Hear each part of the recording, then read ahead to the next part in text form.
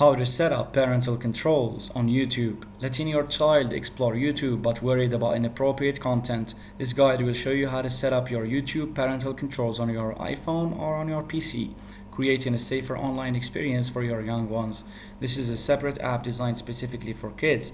There is YouTube Kids app, offering a curated selection of age-appropriate content, or the restricted mode on the main YouTube app. This feature filters out mature content on the regular YouTube app, but it's not foolproof.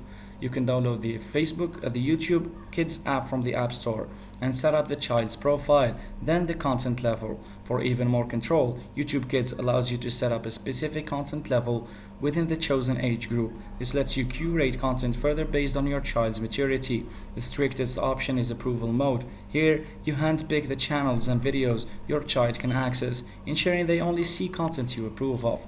Or you can launch the regular YouTube app on your iPhone. Tap your profile picture icon, then select Settings, tap General, and toggle on Restricted Mode. This filters out flagged mature content, but some inappropriate content might still slip through.